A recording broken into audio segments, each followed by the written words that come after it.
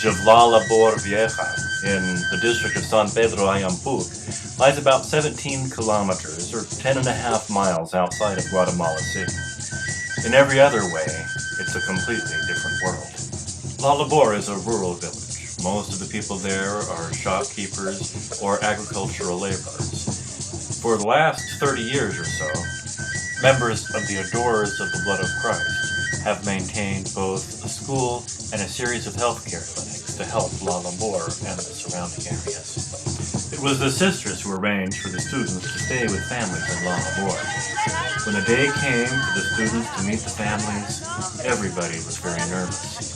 Turns out, we didn't have to be. How has your experience been in Guatemala with your host family? It has been really great. I've never had a family like this big, and I've never had any brothers, and I have 4 brothers, which is great.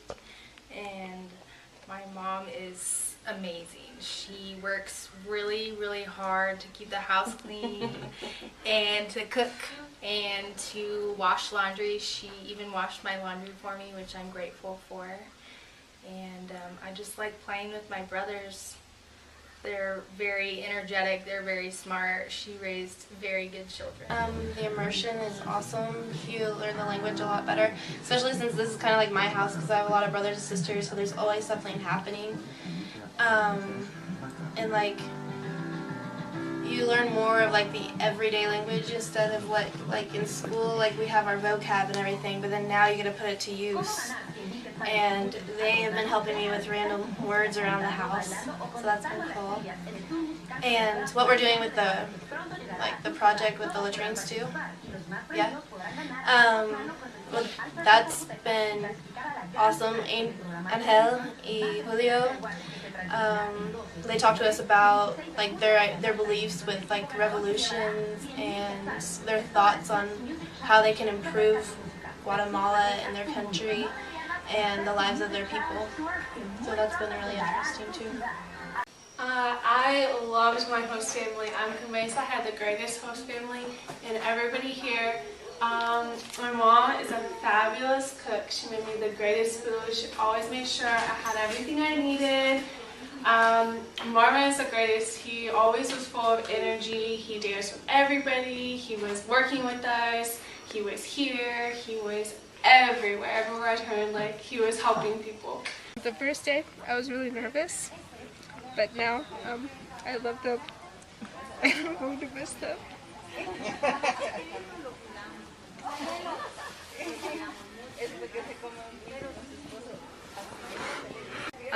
They have helped me through a lot. I've had a lot of hard times, and they have been the family that I've needed this whole time. It's been really good. America's been really good to me, and if there's something wrong, they make sure that they take care of it and that I'm happy. It's just really nice because I'm not used to being taken care of. It's been absolutely amazing. I love living with the host family. It's really fun, and they're wonderful. But it's taught me a lot and helped me with speaking already, so it's been really good. My host family, well, my first host family, has been amazing. It's really been a blessing. I definitely was put in the right household. It reminds me a lot of my family at home. There's 3 girls and then the parents, just like my family, and they've been great, helping me to understand when I give them the deer in the headlights look, like, I don't know what you just said. They've been very good to use little words and really make things very easy for me, and it's been very comfortable here. Hola, yo soy Marisol. Ella estuvo muy contenta con mi familia, creo que fue una de las mejores familias. Mi mamá fue muy responsable, siempre estuvo conmigo, siempre trató de que yo me sintiera como en casa y creo que lo logró, me sentí muy a gusto, los niños fueron muy cariñosos y mi papá, aunque no conviví mucho con él, me dio mucho gusto que él fuera mi papá. Creo que es una persona muy buena gente y que tiene una familia muy bonita. It's been great. They welcomed me like, I was like one of their sons, so it was cool. And every day it's been new. At first it was a little awkward because I didn't know, like, not to be here with the people, but to actually, like, they were trying to speak Spanish with me, and they would go slow, and we would repeat it, and we would try to, you know, at one moment I was teaching them English, so that was pretty fun. But, you know, it's been great. I've had a great time. I've learned a lot, you know. They spoiled me, I ain't gonna lie, you know. I went to the mall, and they, you know, every night it's something new. It's like, you want something to drink, or, you know, it doesn't matter. You know, are you hungry, or you want more? So, it's been great. I've had a good time. Mi pregunta para usted es, ¿cómo usted se ha sentido esta semana teniendo como hija a Mónica? Muy bien. Excelente. Hola, pues nosotros estamos felices de tener aquí a Marisol como hija. Fue nuestra primera experiencia y pues espero que ella se haya sentido muy bien con nosotros, que no la hayamos tratado mal, que le haya gustado todo lo que le dimos de comer, donde durmió, y que sea humilde, pero fue lo mejor que pudimos darle. ¿Y usted cómo se sintió de tener a Ellen aquí en su casa como su hija? Ay, orgullosa de que me hayan elegido de cuidar de ella y darle cariño como hija.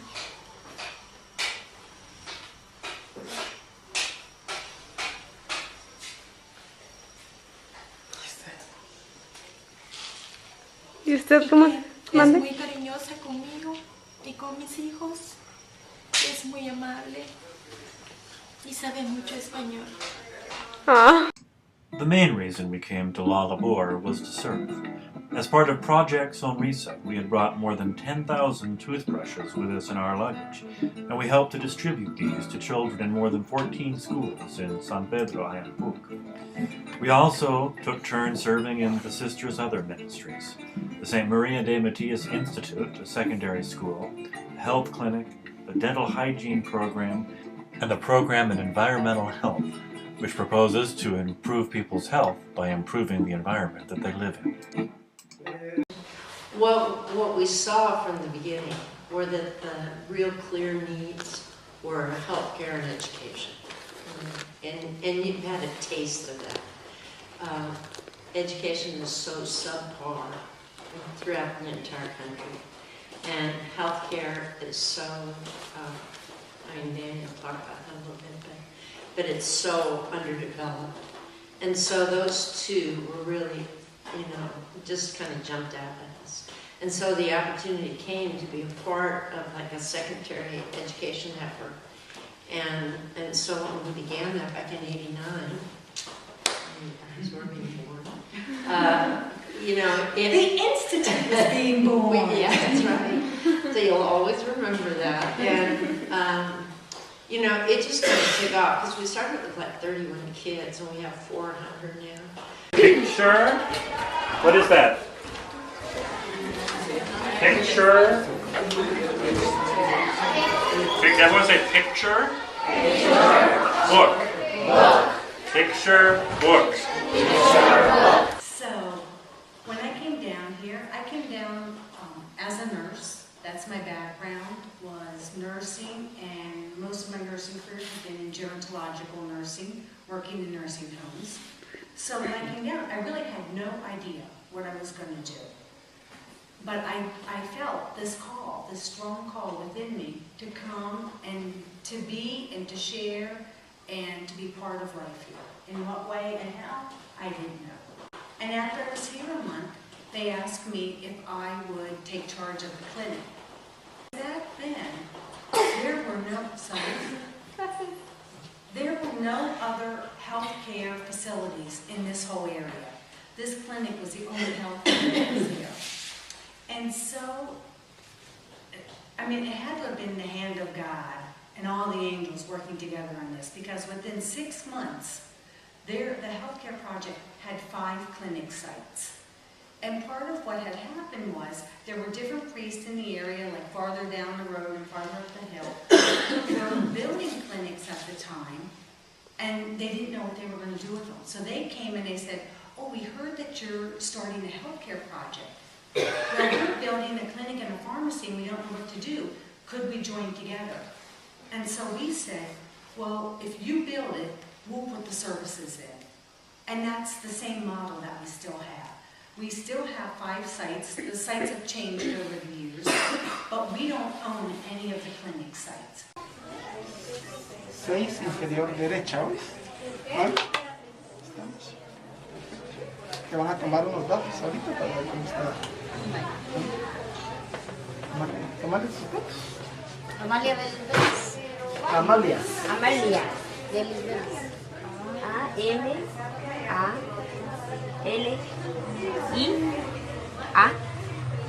Belis. Belis dijo. B.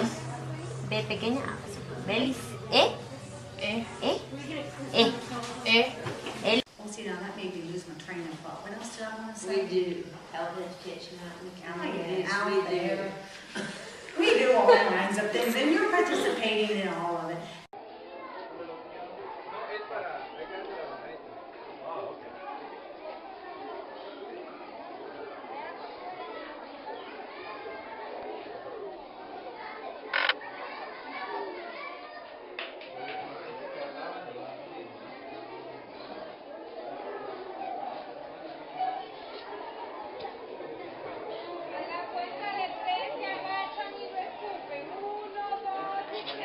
As you know, we have the really strong environmental health and sanitation program that you've all been participating in.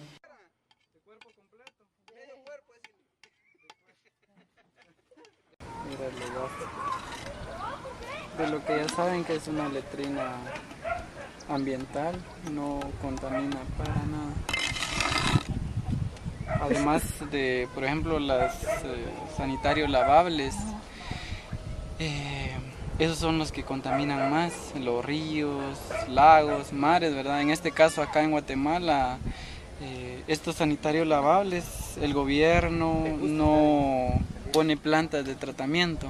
En cambio en otros países sí, ponen plantas de tratamiento y eso ayuda, ¿verdad? En este caso acá en Guatemala, el drenaje lo echan tal y como va, directo al río, ¿verdad? Entonces es un problema gravísimo. Con esta letrina, ¿verdad? Es buena para que no haya esa contaminación. We also learned about other threats to Guatemala's environment, including the major threat posed by the recent activity of multinational mining corporations who have been contaminating groundwater by using large quantities of arsenic to leach gold from rocks.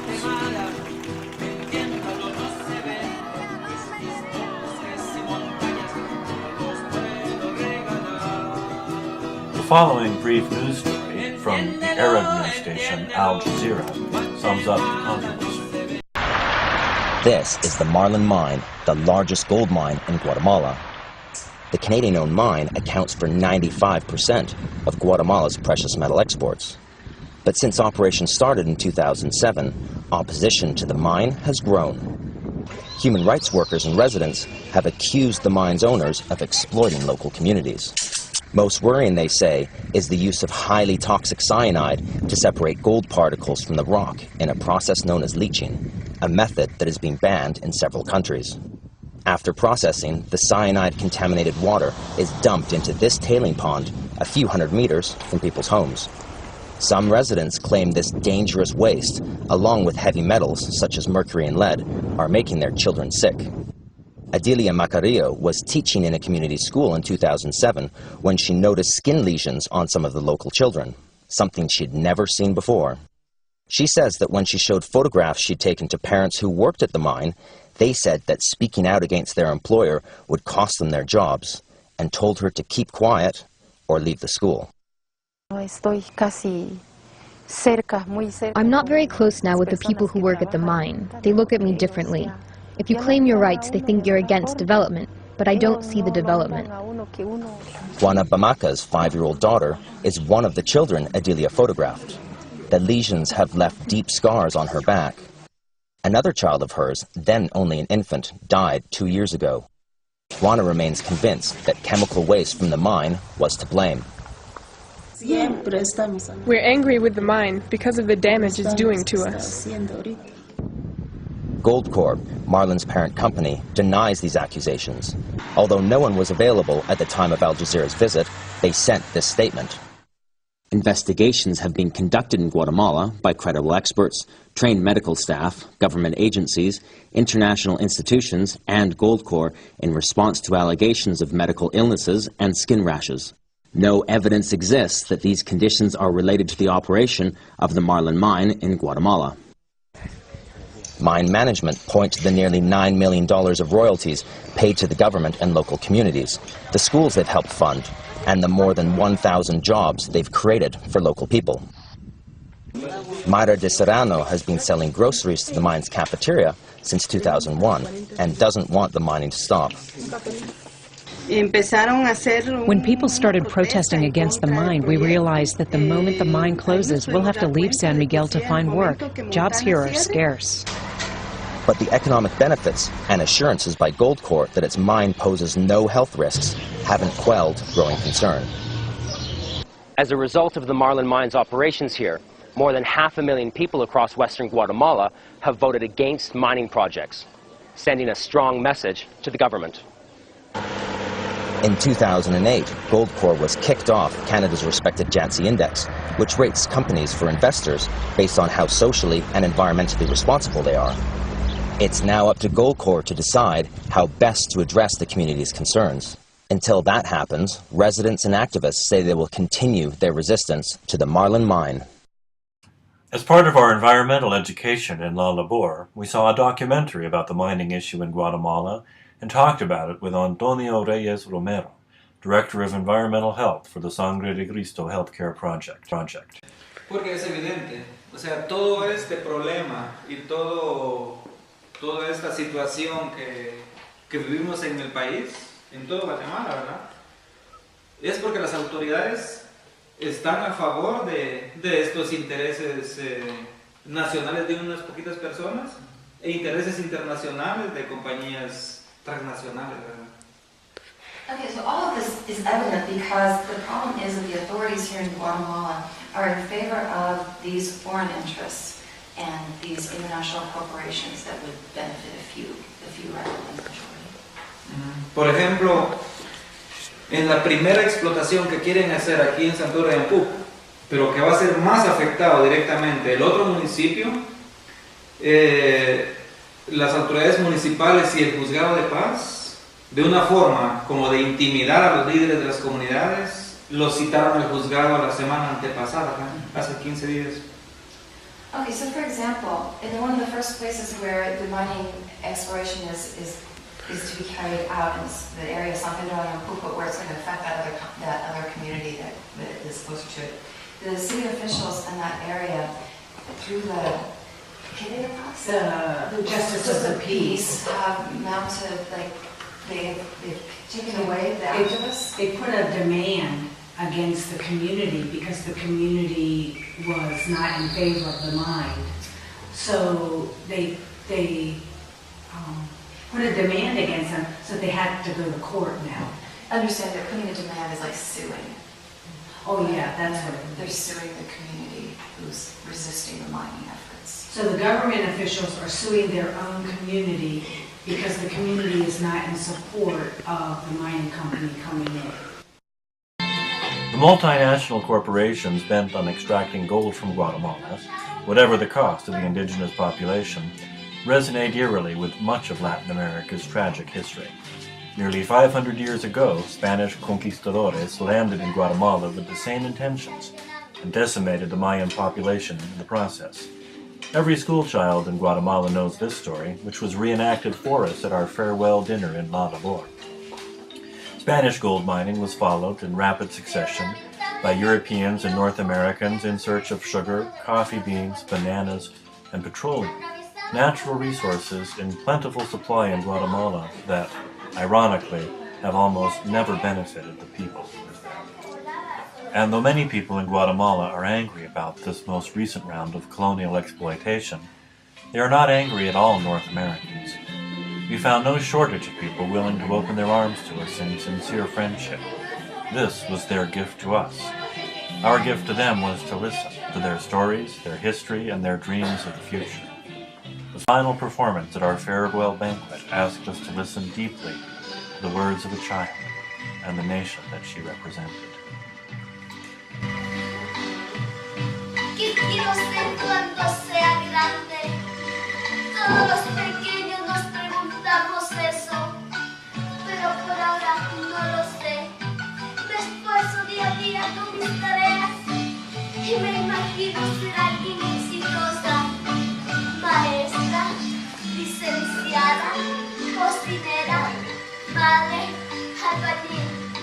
Por ahora no lo sé, pero me da tristeza imaginar que mi Guatemala, mi eterna primavera, poco a poco se duerme en el ocaso y no sé si mis sueños se podrán hacer realidad. Oh árbol bello, ¿dónde estás?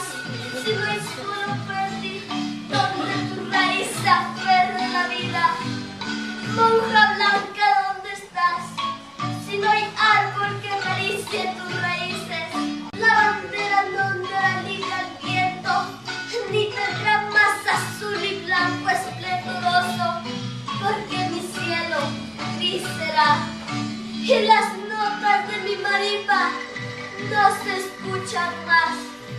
Tú, mi padre y yo tenemos en las manos que mis sueños y los tuyos se hagan realidad, sembrando árboles y dándoles libertad, porque lo que le pasa a la flora y a la fauna le pasará también al hombre. El murmullo de los ríos es la voz del Padre mío, y escucho la voz de un niño. No importa lo que quiero ser, siempre y cuando pueda vivir y crecer para ser alguien de bien, porque el que encuentra un buen motivo para vivir encuentra un gran motivo para morir. Patria Guatemala, legendaria, histórica y bravía, tierra de la marimba y la chirimía, tierra del quetzal y del premio Nobel, rodeada de leyendas, paisajes y fantasías, pirámide de sueños inmortales, cúmulos de bellezas naturales, pentagramas de letras musicales. Esta es mi patria, forjadora de grandes intelectos inmortales. Gracias.